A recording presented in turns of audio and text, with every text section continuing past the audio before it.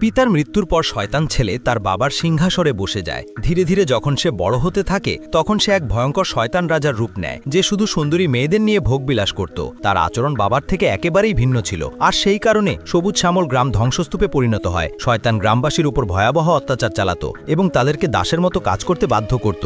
এক সময় এক গ্রামবাসী তাকে বলল, তোমার পিতা তো দান ধর্মে বিশ্বাসী, একেবারে দেবতার মতো মানুষ ছিলেন, কিন্তু তুমি তো আমাদের সবকিছু ছিনিয়ে নিয়ে আমাদের উপর জুলুম চালাচ্ছ। তখন শয়তান হেসে উত্তর দিল, সেই ছিল ভগবান, কিন্তু আমি শয়তান। এই কথা বলেই শয়তান রাজা তার কয়েকজন সঙ্গীকে নিয়ে আরেকটি গ্রাম লুট করার উদ্দেশ্যে বেরিয়ে পড়ল। পথে সে একটি গ্রাম দেখতে পেল যেখানে সবাই জন্মাষ্টমীর পূজার প্রস্তুতি নিচ্ছে। ওই সময় একটি ছোট ছেলে তার বাবাকে অনুরোধ করল, বাবা পূজা তাড়াতাড়ি শুরু করো। তখন তার বাবা বললেন, এই পূজা প্রথমে করেন কৃষ্ণা, কারণ তিনি এক দেবকন্যা, যাও আগে তাকে ডেকে নিয়ে এসো। ছেলেটি কৃষ্ণাকে আনতে যাচ্ছিল, কিন্তু পথে হঠাৎ পড়ে গিয়ে তার হাতে আঘাত লাগে। তখন কৃষ্ণা তার ঐশ্বরিক শক্তি দিয়ে ছেলেটির ক্ষত সারিয়ে দেয়। এরপর দেবকন্যা পূজাস্থলে পৌঁছে পণ্ডিতজিকে পূজা শুরু করতে বললেন, কিন্তু সেই মুহূর্তেই শয়তান এসে গ্রামবাসীদের উপর আক্রমণ চালিয়ে তাদের হত্যা করতে শুরু করল।